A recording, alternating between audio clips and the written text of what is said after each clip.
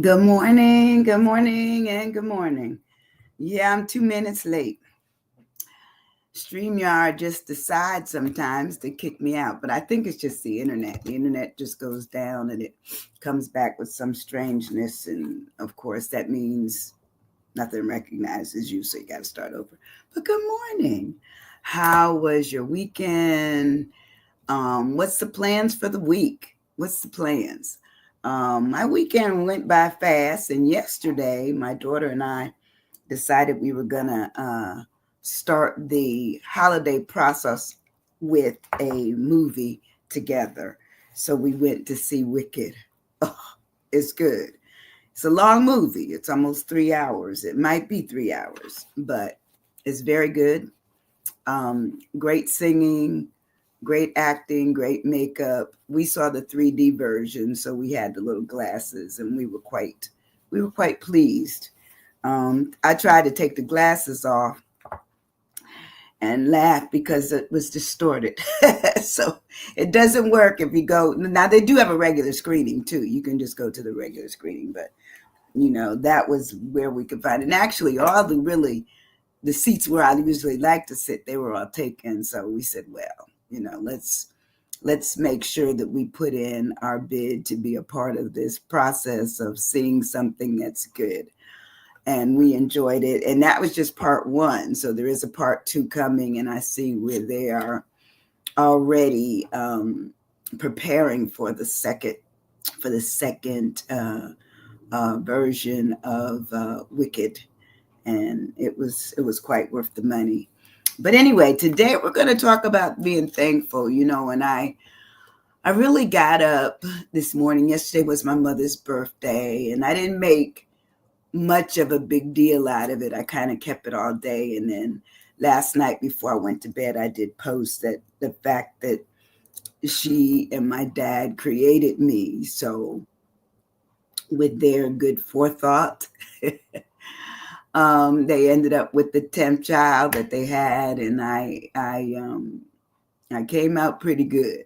She always said that I might have been at the end, the very tail end, but I had good stuff that I came with.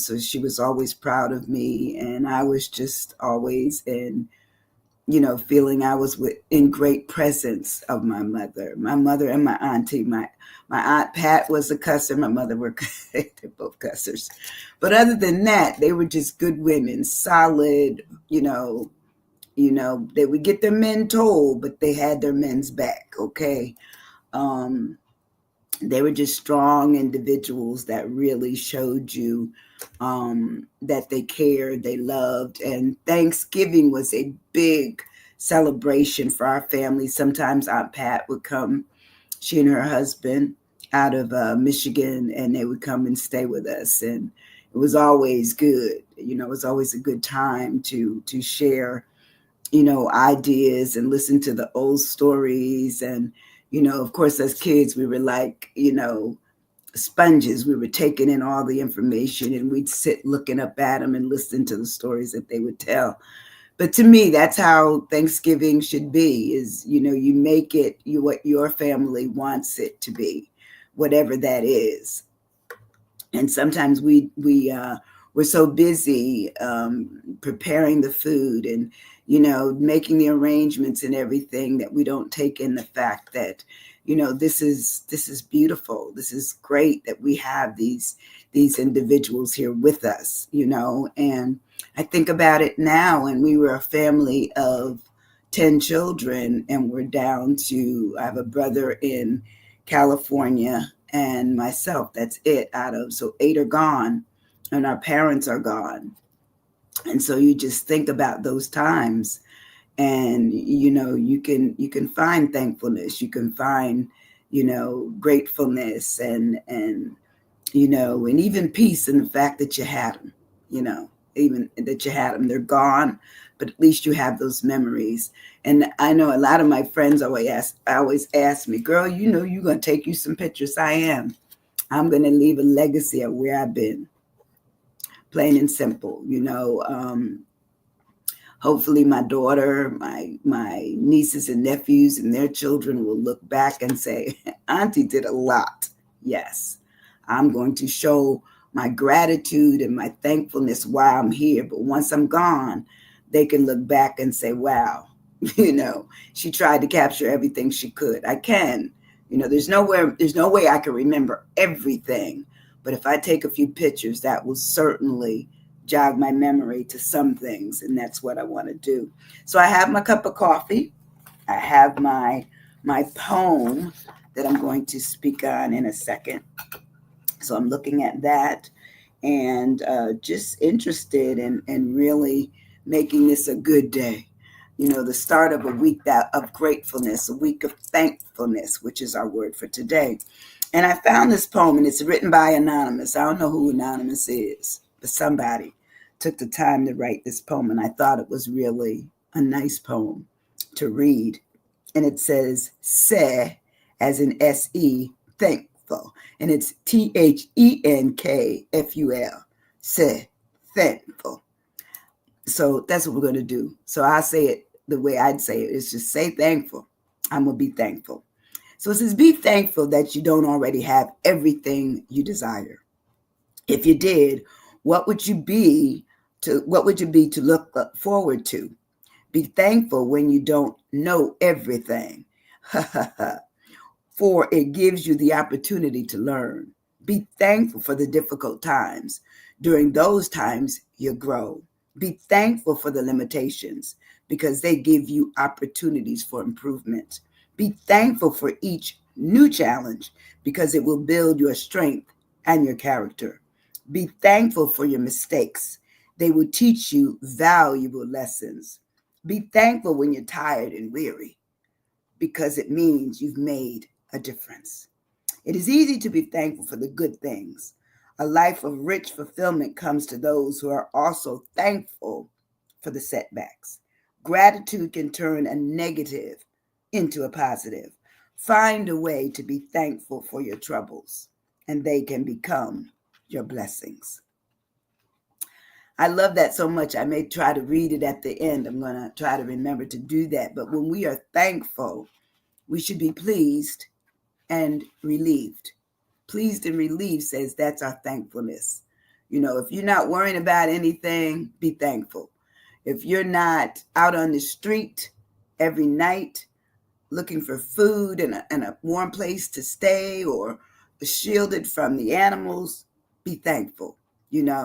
If you're able to say that you have food on your table, be thankful. Be thankful. If you have friends, if you have family, be thankful. If you have some place to go on Thanksgiving Day, be thankful. Okay. So thankful says, to me that you're going to be relieved, you're going to be pleased, you're going to be glad, and you're going to be grateful. Grateful certainly is a great synonym of being thankful. So when we put this together, it talks about how we break it down. And so I ask you, are you thankful this morning? Are you thankful for what you're going to do on this week leading up to Thursday, which is Thanksgiving Day? Some people may be troubled at this time. In fact, the holiday season brings a lot of depression and a lot of anxiety for people. Own up to it. If that's something that's a problem, say it's a problem. That's it. Just say it's a problem. Good morning, Miss Rosie. How are you doing? Love you. Happy Thanksgiving to you and your family. Yes, yes, yes. So sometimes we have to acknowledge our thankfulness. And it says, so my T for thankful is to be together with somebody, could be, a lot of people, could be a few people. What is it? It says it's family time, togetherness with or in proximity to another person or people is together. And it could be your family, it could be your friends. And sometimes our family become like our friends. They're distant. And so our friends may become like our family because they may be closer. You just never know. So it says, when we're really looking at being together, it says in conjunction with, jointly, in cooperation with, really looking cooperatively with other people, and says in collaboration, in unison, that you're going to do some things together, in concert, hand in hand, in collision, shoulder to shoulder and cheek to cheek, or cheek to jaw, that we're hugging it out, that we have this time that we're going to have some fun together. One of the things that I love about my daughter and I is that we may be mad at each other sometimes, mother and daughter, but we never leave each other without saying, I love you, or even hang up the phone. We always say, I love you, and we give each other hugs. We give each other hugs because you just never know. You never know. Is this, when will I? What if I? So I always make sure, and she always, and I taught that to her. So when we really look at togetherness, we're looking at how do we come together, be together, and have fun together, love each other, care for each other. When we move on in our word of thankful, we look at my H is for I want to be happy, as best I can. I may not have everything. I may not have a husband. We don't have any. I don't have any grandchildren. My daughter doesn't have any children. So I understand that. I get it. I get it.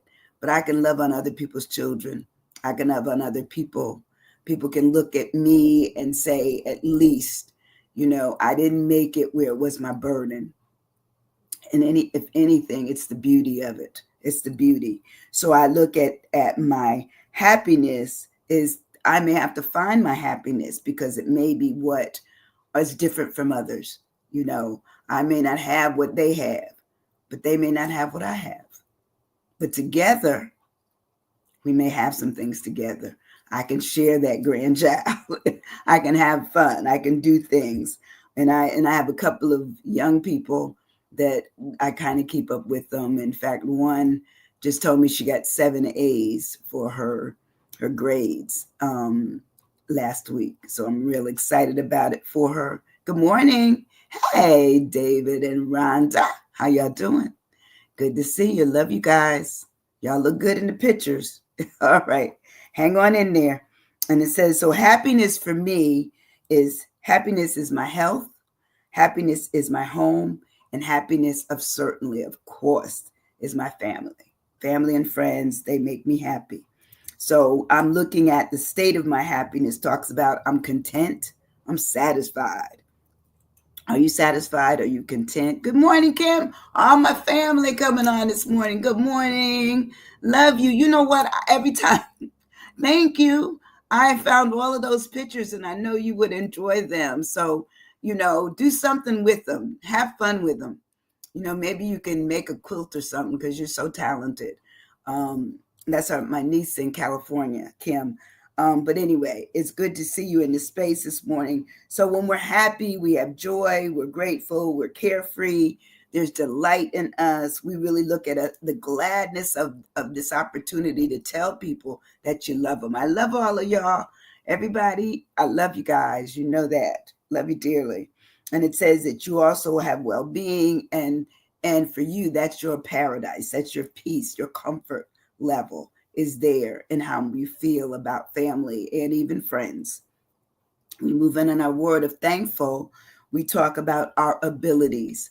Now, eventually, what we were able to do in the past, maybe we were able to throw a party for 30, Thanksgiving gathering for 30, and then it got down to where we can barely handle 2. That's when other people just chip in and say, look, you come to my house. All you have to do is bring that famous, rum cake. They may have one thing for you to bring. That's a way to still make it an extended type of family, or maybe your own family. But anyway, that's when we talk about what our abilities are. The possession means our skills, but eventually our skills may be too much during this time of year. They may have we have limited skills, so our abilities are less. That's when you hope you've trained people enough to say, you know what, she did for me, he did for me. I'm going to invite them in for Thanksgiving. That's a way to really talk about how things can be utilized. So our abilities is our capacity, our capability, our potential, our power, our positivity, prosperity, our faculty, because sometimes we forget that the faculty changes as we get older. the means that we have, and preparedness, what we can and cannot do. If we can't do it, we can't do it. It's okay. Life changes for us. My N is for what is normal.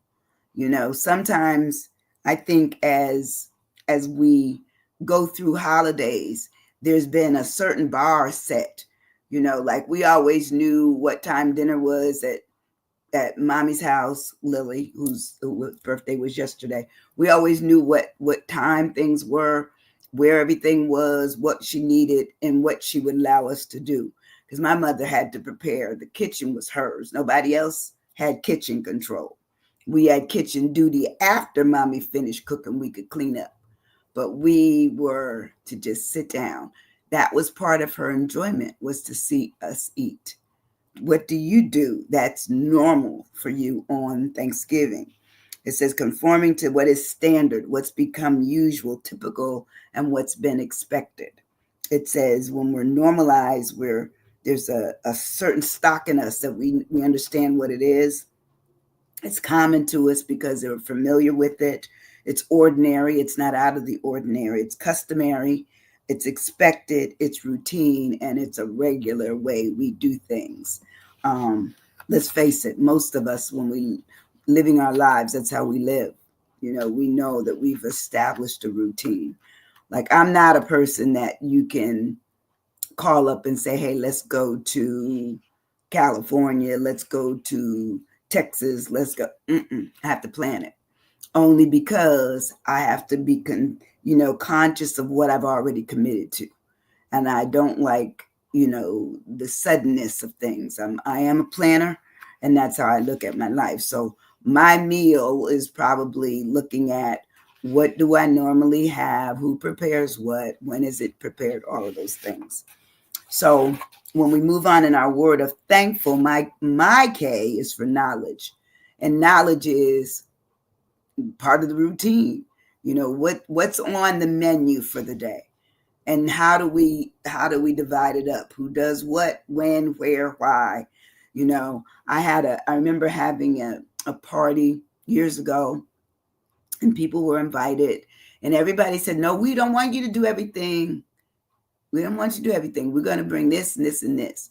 Well, the party started and certain things weren't there on time. So people had part of a meal, not the whole meal. So some of them didn't even get the other portions until they were about to leave. That's when they arrived. The people with the things that were missing. So sometimes we have to talk about our knowledge is, what time does it start, and can I meet the deadline? If you can't, just say, you know what, I'll bring it early, or I don't think I'm going to do it. That way somebody else can prepare. So knowledge talks about, what are the facts for the day? What's the information? What's the skill sets required? Who's doing what? Is it educational for everybody to know how to do it? Or is one person taking it on and are they reliable? That right there. So understanding, comprehension, grasping what needs to be done, the skill sets, the mastery. Like, as I said, my mother was a master baker of pies and also cakes. She didn't do the cookies and all that kind of stuff. My sister was the master baker for cookies and breads. In fact, I was just telling my daughter yesterday when we were out, is that my sister, her name was Maddie. Maddie made the absolute best, homemade Parker. I think they're called Parker House rolls, and they were buttery. They were just good. That's why I was fat as I was, because my sister Maddie could make everything that was different that my mother didn't make. She made a chocolate fudge funnel cake. I remember being amazed at it. I remember just looking at it, because my sister Maddie was, I think 20, maybe 28 or 9 years older than me. So I'm just looking at it like, how'd you make that? So I was like very young, and looking at this cake. And she said, oh, you do this and this and this. Well, I never made the cake and never will, but I just thought it was so interesting back then that you could make a cake and put a ring of fudge in the middle and it come out like that. Good morning, Justice. Good morning, my friend. How are you? Love you. Listen, I got an event to invite you to. Inbox me quickly so you know you can remind me because I have a lot going on. But inbox me because I have an event I want you to attend, okay? As my guest. All right. Thank you. But anyway, so knowledge brings us wisdom and it brings us an opportunity to be educated. So we really need to look at that. My F for thankful is food. You can't have Thanksgiving and really not say you ain't eating something.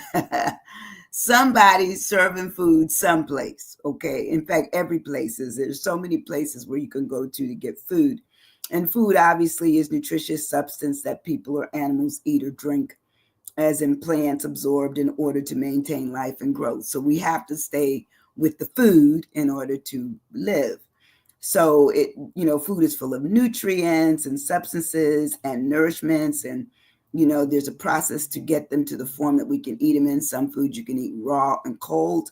Other foods must be cooked, baked, broiled, boiled, and they may come as breads. They may come as a cuisine. How many know what a smorgasbord is? Okay, like Golden Corral. That's like a smorgasbord where there's just a lot of food. And sometimes some of the homes you've been into are like you've gone to a big place like Golden Corral. But anyway, it has full of edibles and meals that people can consume. So I don't like going to those kind of places on Thanksgiving. I'm not big on going to them when it's not Thanksgiving, but for sure not on Thanksgiving. I want to home cooked meal that either I have done or someone has invited me to, and I bring something with me. My U of thankful is for unity. When you are with friends or family and friends, that's the important thing about. Good morning, Ardelia. How are you, sweetie? Happy Thanksgiving, everybody, too. So when we're really looking at unity, we want to be together. That's the purpose of having, a Thanksgiving meal where family and friends get together. So unity is the state of being united or joined as in a whole. So, when everybody's there, it's a wonderful time and you're looking. I just always remember looking down the tables and seeing everybody, and and I remember who wanted to sit next to this person. I always loved sitting next to my grandmother. Why? Because grandmother demanded attention and got it, and everything always came to her, to her first. So therefore, I knew I was going to be served quickly, and the food would still be hot. And I've always been a person. I have to have hot food. If it's not hot, I don't want it. If it's supposed to be hot, let's get it hot. If it's supposed to be cold, let's have it cold. And so that's who I am. So I'm just already saying that's who I am. So when we have this thing called unity, we're really looking at the union of togetherness, the integration of personalities, people, and sometimes even positions, and it's a coalition, a coming together of people, an amalgamation of folks. Everybody's just getting together to hopefully have a grand time around the table. And sometimes the table isn't large enough to hold everybody. So people may be eating in all rooms of the house, with the exception of my mother said you couldn't go into her bedroom and eat, and nobody obviously would go to the bathroom, but just making sure that everybody is in a place. And traditionally we always had a prayer, and sometimes we had to go around the table. It just depends and tell what we're thankful about. It depends on how soon my mother was ready to get on with the rest of the day. And finally my L, my L is for love and laughter. And love is the intense feeling of deep affection for everybody. And I'm hoping that you all will experience that. Even if you have love for somebody that you're not with, let them know it, and then enjoy wherever you're at, wherever it is, because life is still precious. Even if somebody is not there with you, it's still precious.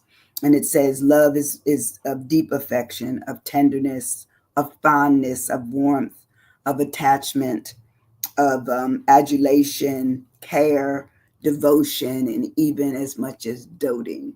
Sometimes we do dote over other people, where we just acknowledge that's how we feel, that's just how we feel.